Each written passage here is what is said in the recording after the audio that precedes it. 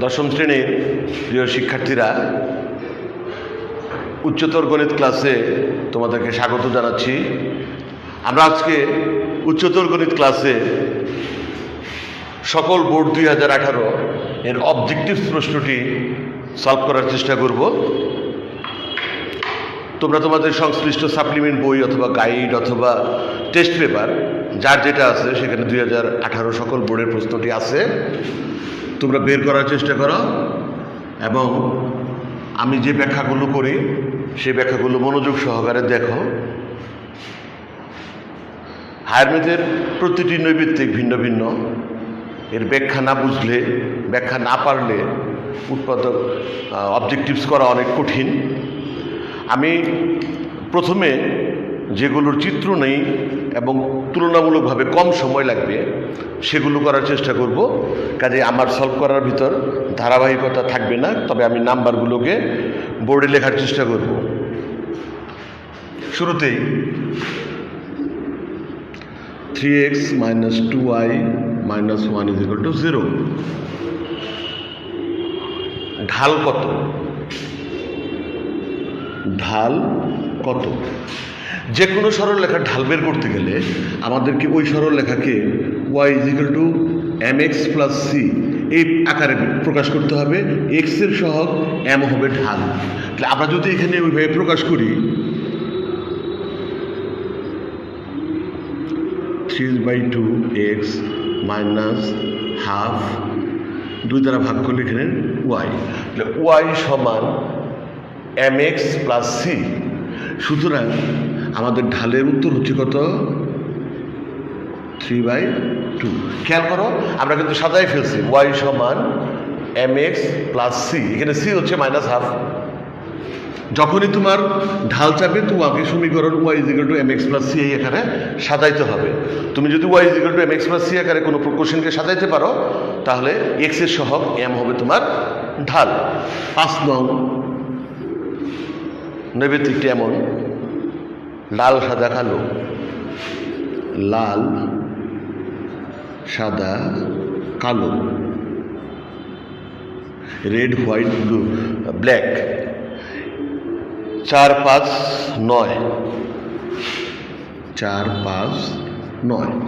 অর্থাৎ একটি ঝুড়িতে লাল বল আছে 4টা, সাদা বল আছে 5টা, কালো বল আছে 9টা। প্রশ্ন হচ্ছে হলুদ হওয়ার সম্ভাবনা কত? হলুদের তো এখানে কোনো উল্লেখ নেই, কোনো ইয়েলো বল নেই, কাজে আনসার হবে 0। 5 নং নৈবেত্তিকটার আনসার হবে 0। এর সাথে সাথে 6 নং একটা নৈবেত্তিক এখানে সেট করছে একই প্রশ্নে, কালো এবং লাল হওয়ার সম্ভাবনার যোগফল কত? এখন কালো হওয়ার সম্ভাবনা কত? আমাদের মোট কত? 18। তাহলে 18/9 হচ্ছে কালো হওয়ার সম্ভাবনা। লাল হওয়ার সম্ভাবনা হচ্ছে 18/4। তাহলে আমাদের 13/8। এই হচ্ছে আমাদের কালো এবং লাল হওয়ার সম্ভাবনার যোগফল। আমাদের 7 নাম্বার একটি সৃজনশীল আছে, নৈবেত্তিক আছে, সেট বিষয়ক।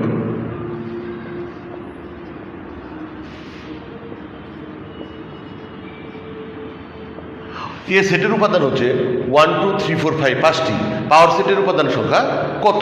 আমরা জানি 2n হচ্ছে উপাদান সংখ্যা পাওয়ার সেটের। পাওয়ার সেটের উপাদান সংখ্যা হচ্ছে 2n। 2n হচ্ছে মূল সেটের উপাদান সংখ্যা 5। তাহলে 32 হবে উত্তর। পাওয়ার সেটের উপাদান হবে 32। যদি কোনো সেটে n সংখ্যক উপাদান থাকে তবে তার পাওয়ার সেটের উপাদান সংখ্যা হবে 2n। এই বেসিকটা আমাদের লাগবে, আমাদের 12।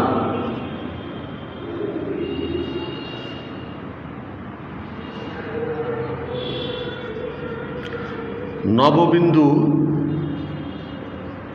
বৃত্তের ব্যাসার্ধ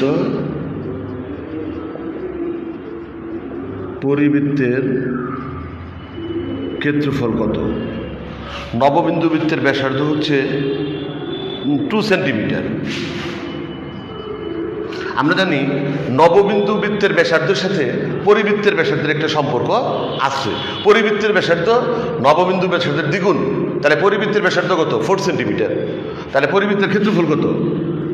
পাই r স্কয়ার, পাই 4 স্কয়ার 16 পাই। আবারও বলতেছি, পরিবৃত্তের ব্যাসার্ধ হচ্ছে নববিন্দু বৃত্তের ব্যাসার্ধের দ্বিগুণ, তাহলে পরিবৃত্তের ব্যাসার্ধ হচ্ছে এর দ্বিগুণ 4 সেন্টিমিটার। তাহলে ক্ষেত্রফল হচ্ছে পাই r square, pi into 4 square 16 পাই। আমাদের 13 নম্বর একটি নৈবিত্তিক 4 to the power x minus 4, 3 to the power 2x minus 8। আমাদের কয় বলা আছে 414, 414, গ মাইনাস 4, ঘ মাইনাস 1/4। আমরা যদি অপশন ট্রায়াল দিই, এটাকে উত্তর ধরে 4 মাইনাস 4, তাহলে 4 to the power 0, 1, 3 to the পাওয়ার, এটা x যদি 4 হয়, 4 দুগুণে 8, তাহলে 8 মাইনাস 8, তাহলে এটা দ্বারা আমাদের উত্তর মিলে যায়। এই হচ্ছে আমাদের 13 নম্বর প্রশ্নটি। অনেক সময় অপশন ট্রায়াল করেও তুমি নৈবিত্তিকের সহজে উত্তর করতে পারবা। 14 number minus x plus 1 greater than 21। এই অসমতাটির সমাধান কেমন? এই প্লাস 1কে আমাদের ওই পাশে নিতে হবে, তাহলে 21 মাইনাস 1, তাহলে মাইনাস এক্স 20। এখন আমরা যেহেতু এক্সের মান বের করব, আমরা অসমতা পড়ানোর সময় বলেছিলাম মাইনাস কোনো সংখ্যা দ্বারা গুণ বা ভাগ করে অসমতার চিহ্ন পাল্টে যাবে। মাইনাস 1 দ্বারা গুণ করলে এখানে প্লাস এক্স চিহ্ন পাল্টে যাবে -20। তাহলে এইটা হবে সমাধান set. X element of real number যেন x less than -20। X element of real number যেন এক্স লেস দেন -20। এটা আমাদের ক নং প্রশ্ন, ক নংয়ে আছে, অপশনে ক নংয়ে আছে। আমাদের পরবর্তী প্রশ্ন 15 নং।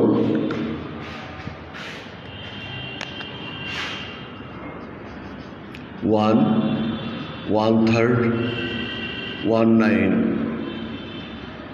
অসীমতক সমষ্টি কত? আমরা জানি অসীমতক সমষ্টির সূত্র আমরা জানি a divided by 1 minus r। আমাদের a হচ্ছে 1, r হচ্ছে দ্বিতীয় পদ ভাগ প্রথম পদ, দ্বিতীয় পদ ভাগ প্রথম পদ, তাহলে r হচ্ছে 1/3। এই বিয়োগফল হচ্ছে আমাদের 2/3। আমাদের উত্তর হবে 3/2। আমাদের ঘ নাম্বার অপশনে আছে 3/2। আমাদের 16 নং প্রশ্নটি -980 ডিগ্রি কোণটি কোণ চতুর্ভাগে, কোণ চতুর্ভাগে। আমরা যেহেতু নেগেটিভ কোণ ঘুরবে আমাদের ক্লকওয়াইজ, আর যদি পজিটিভ কোণ হতো তাহলে এখান থেকে গণনা শুরু হলেও ঘুরতে অ্যান্টি ক্লকওয়াইজ, -980 ডিগ্রি কোণ। তোমরা খেয়াল করো, এখানে তুমি তোমার পেন্সিল কলম যেটাই বলো বসাবে, ক্লকওয়াইজ ঘোরাবে 180, 360, 540, 720, আরও 180, 720, 180, 900। 900-র পরে এই ঘরটাতে হচ্ছে 80, 980। অর্থাৎ প্রথম, দ্বিতীয়, তৃতীয়, চতুর্থ। আমাদের কোণের অবস্থান হবে দ্বিতীয় চতুর্ভাগে। আমি আবারও দেখাচ্ছি, এখানে কলম বসিয়ে ক্লকওয়াইজ ঘোরাবে, একবার ঘুরলে 180, 360, 540, 720, 900 আর 80, এই 90-এর কাছাকাছি চলে যাবে, দ্বিতীয় চতুর্ভাগে থাকবে।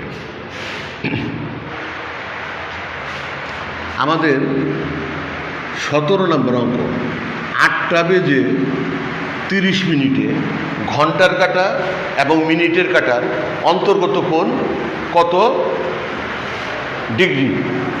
কত ডিগ্রি? ঠিক 8টা বেজে 30 মিনিট। খেয়াল করো, এই আমাদের 12, 3, 6, 9।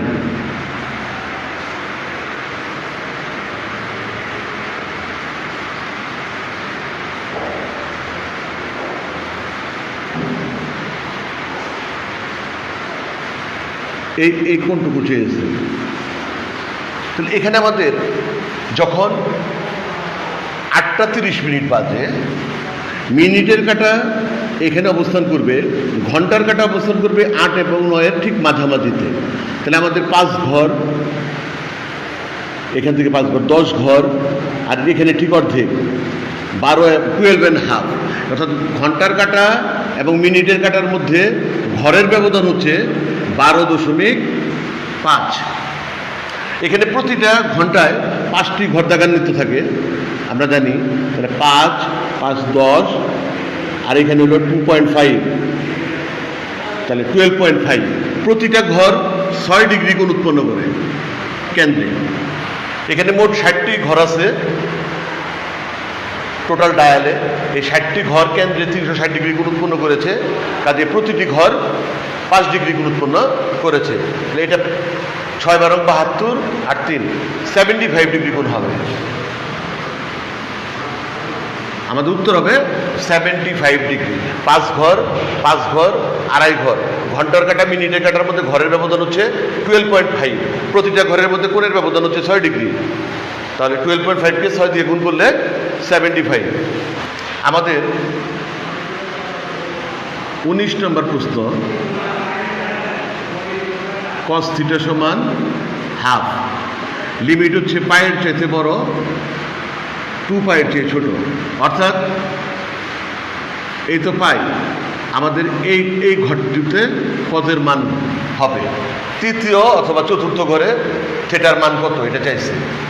180-এর চাইতে বড়, 360-এর চাইতে ছোট। এখানে 180 চাইতে বড়, 360-এর চাইতে ছোট।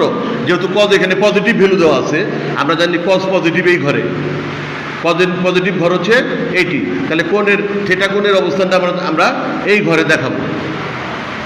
cos 60 ডিগ্রি হচ্ছে হাফের মান। এখন এই ঘরে আমাদের মান হচ্ছে cos 2π - π/3।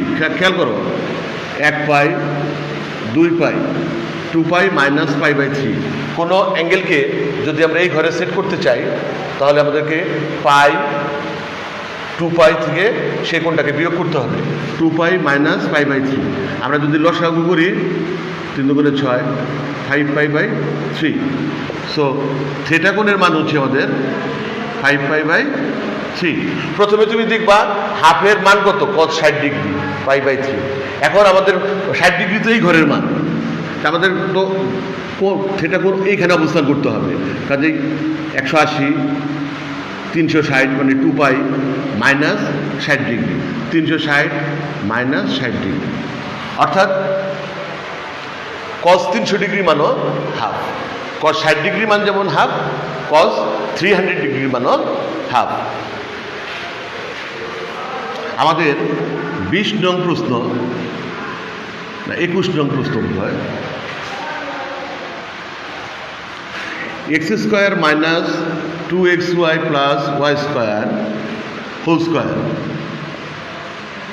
পদ সংখ্যা কত? খেয়াল করো, এই মাঝখানের রাশিটা আমাদের সূত্র x - y হোল স্কয়ার, আর বাইরে একটা স্কয়ার আছে,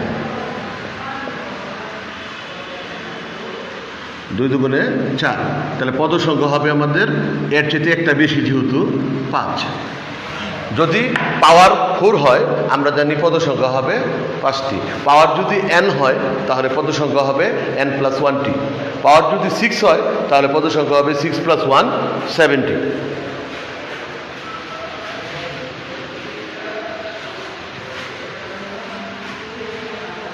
বাইশ পি এক্স কমা ওয়াই বিন্দু থেকে ওয়াই অক্ষের দূরত্ব কত?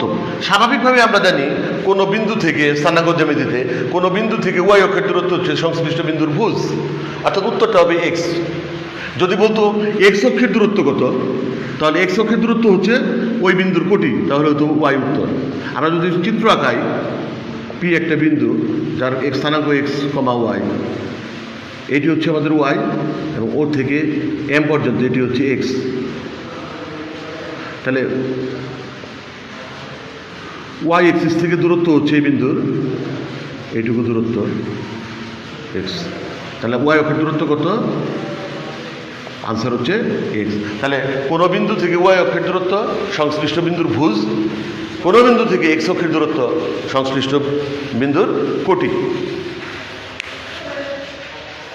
আমাদের আরেকটি সহজ প্রশ্ন,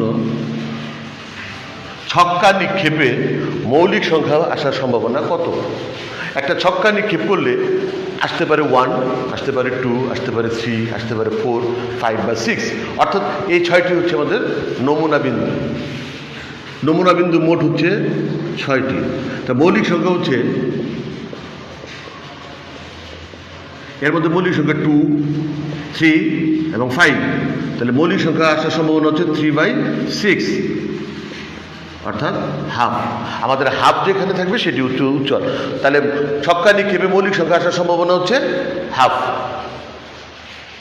হাফ আমাদের আছে খ নং প্রশ্নে। তোমরা একটু কষ্ট হলেও, বেশিক্ষণ দেখতে হলেও এই জাতীয় ক্লাসগুলোকে সম্পূর্ণই দেখবে, শুধু শুরুতে না, 2-4 মিনিট না, হয়তো 30-40 মিনিট ক্লাসটি হতে পারে। দেখার চেষ্টা করবে এবং ব্যাখ্যাগুলোকে বুঝে চলার চেষ্টা করবে। 24 নম্বর প্রশ্ন আমাদের, 24, 2x² - 3x, 5x² - 3x - 1, 5x² - 3x - 1। এটা একটা রাশি, একে 2x + 1 দ্বারা 2x + 1 দ্বারা ভাগ করলে ভাগশেষ কত? যেহেতু আমাদের 2x + 1, তাহলে এই রাশিতে আমাদের বসাইতে হবে x এর মান বসাইতে হবে -1/2। তাহলে 5 × -1/2। এখানে যদি x এর মান -1/2 বসাই, এটা প্লাস হয়ে যাবে। লসাগু যদি করি 4,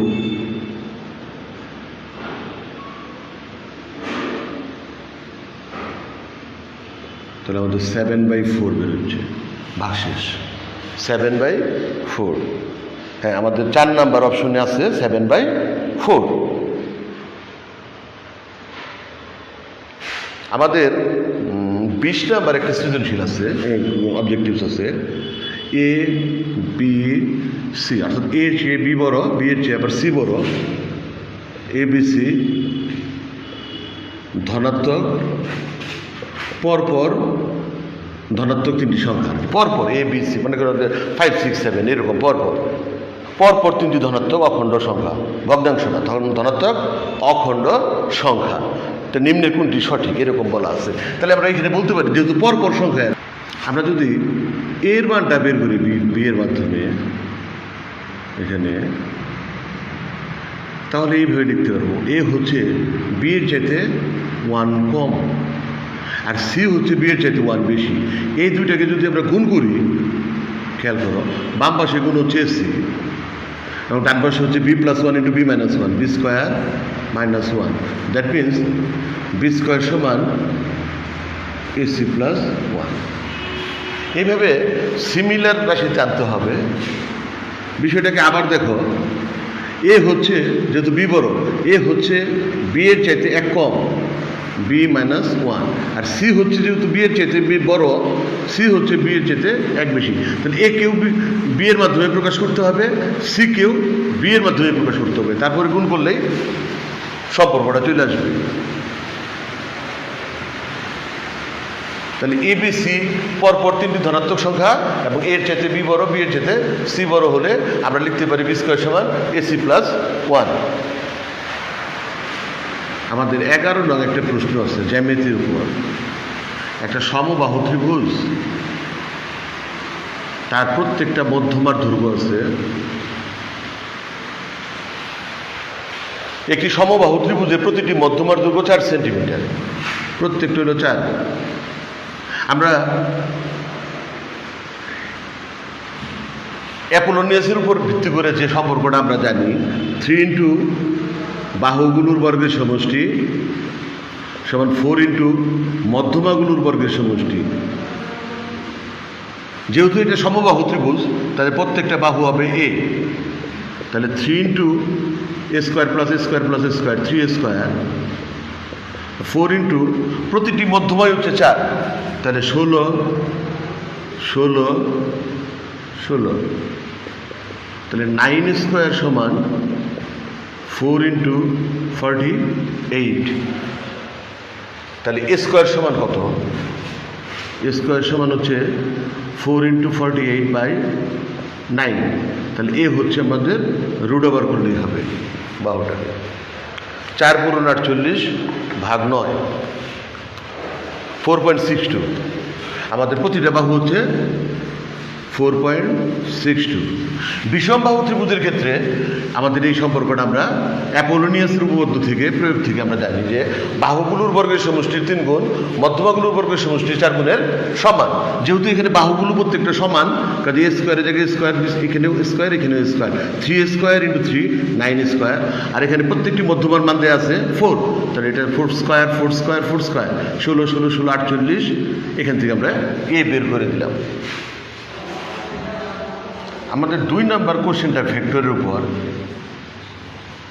এরকম একটা চিত্র আছে এ বি সি, এই বরাবর অ্যারো, এই বরাবর। এখান থেকে আমরা লিখতে পারতেছি কি, দুইটি একই ক্রমে সূচিত vector B A plus AC, BA plus AC সমান হবে আদিবিন্দু এবং প্রান্তবিন্দু দ্বারা সূচিত ভেক্টর সমান বিসি। ঠিক আছে, এটা আমাদের আছে বিসি সমান বিএ প্লাস এসি, এটা আমাদের আছে 1 নম্বর অপশনে। আমাদের 2 নম্বর অপশন আছে AC plus BA plus CB equal to 0, AC plus BA plus CB. হ্যাঁ, এটাকে যদি আমরা সিবি লিখি, আদিবিন্দু এবং প্রান্তবিন্দু যদি চেঞ্জ করি, তাহলে সামনে একটা মাইনাস দিতে হবে, তাহলে বিএ প্লাস এসি। পরবর্তীতে এই সিবিটা যদি আবার বাম পক্ষে আনি,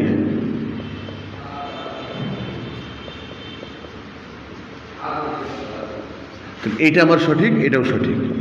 তাহলে প্রথম 2টা অপশনই এই নৈবিত্তিকের সঠিক, এবং সেটা কতে আছে? আমাদের এইরকম একটি ফিগার আছে, সিলিন্ডার,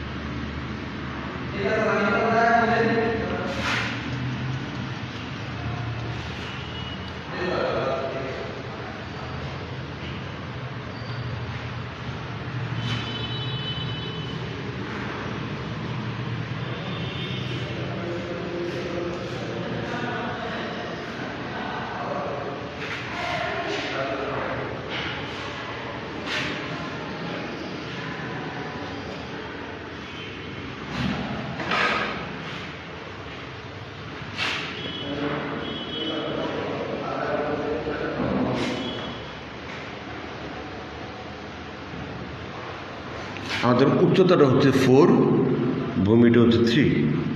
এখন এর উপর 2টা প্রশ্ন আছে, হেলানো উচ্চতা কত? হেলান উচ্চতা এসি কত? তারপরে এসি লিখতে পারি কি 4 স্কোয়ার প্লাস 3 স্কোয়ার ওভার 16 যোগ 9 25, তাহলে 5। হেলান উচ্চতা হচ্ছে 5। বেলন এবং কোনকের আয়তনের পার্থক্য কত? আমরা বেলনের আয়তন জানি পাই r স্কোয়ার এইচ, আর কোনকের আয়তন জানি 1/3 পাই r স্কোয়ার এইচ। এখানে উভয়ের ভূমির ব্যাসার্ধ 3, উভয়ের উচ্চতাই হচ্ছে 4।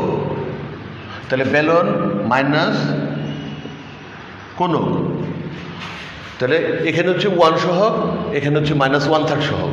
তাহলে আমাদের বিয়োগ করলে হবে 2/3 pi r square H. 2/3 into 3.1416 into R হচ্ছে 3 স্কোয়ার এইচ হচ্ছে 4, 75.4। এরকম আমাদের পার্থক্যটা। হ্যাঁ, প্রথমেই আছে, ক নাম্বার অপশনেই আছে। আমি আবারও বলতেছি, বেলনের আয়তন পাই r স্কোয়ার এইচ মাইনাস কোনকের আয়তন 1/3 পাই r স্কোয়ার এইচ। আমরা এখানে যদি এই দুইটাকে বিয়োগ করে নিই, এখানে 1 আছে, এখানে আছে -1/3। 1 থেকে 3 ভাগের 1 বাদ দিলে 2 ভাগের 3 থাকবে, 3 ভাগের 2 থাকবে পাই r স্কোয়ার এইচ। এখানে আর এবং এইচ এর মান বেলন এবং সিলিন্ডার উভয় ক্ষেত্রে সেম। উভয় ক্ষেত্রেই সিলিন্ডারের ভূমির ব্যাসার্ধ 3, কোনকেরও ভূমির ব্যাসার্ধ 3। কোনকের উচ্চতা 4, সিলিন্ডারের উচ্চতাও 4।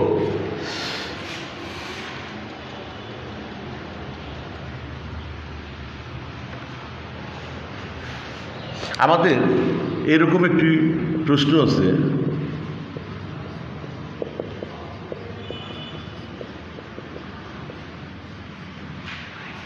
এটি হচ্ছে আমাদের আসলে একটি বৃত্তের সমীকরণ। খেয়াল করো,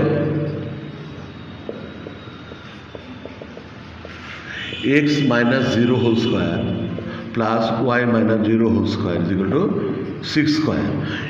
বৃত্তের আদর্শ সমীকরণ হচ্ছে x - h whole square plus y - k whole square equal to 8 square. এখানে আমাদের h এবং k এর মান হচ্ছে 0 0, অর্থাৎ বৃত্তটার সেন্টারই হচ্ছে কি মূলবিন্দু, এবং সেখান থেকে ব্যাসার্ধ হচ্ছে 6 একক।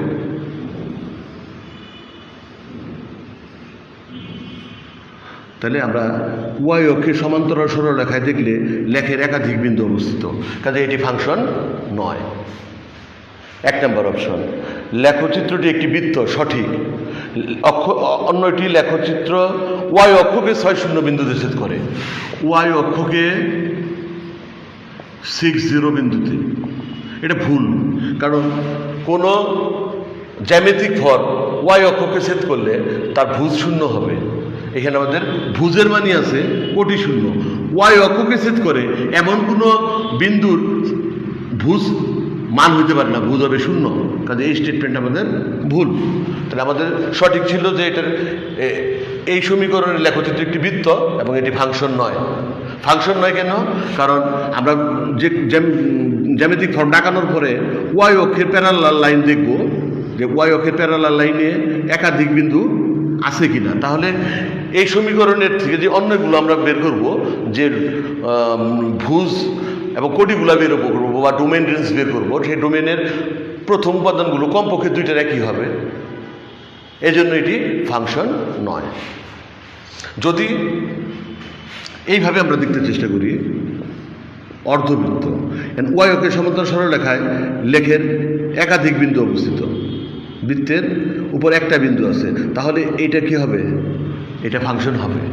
এটা যদি এমন হয় যে এদিক দিয়ে অর্ধবৃত্ত, তাহলে y অক্ষের সমান্তরাল সরলরেখায় আবারও লেখের একাধিক বিন্দু অবস্থিত, কাজে এইভাবে যদি অর্ধবৃত্তটা হয় সেটা ফাংশন নয় হবে। এইভাবে হলে ফাংশন হবে। যদি বৃত্ত এইভাবে হয় তাহলে y অক্ষের সমান্তরাল সরলরেখায় লেখের একাধিক বিন্দু অবস্থিত নয়। লেখটা তো এইটা। এইভাবে হলে y অক্ষের সমান্তরাল সরলরেখায় একটি বিন্দু, এইভাবে হলে y অক্ষের সমান্তরাল সরলরেখায় একাধিক বিন্দু, আর যদি পুরোপুরি হয় তাহলে y অক্ষের সমান্তরাল সরলরেখায় একাধিক বিন্দু।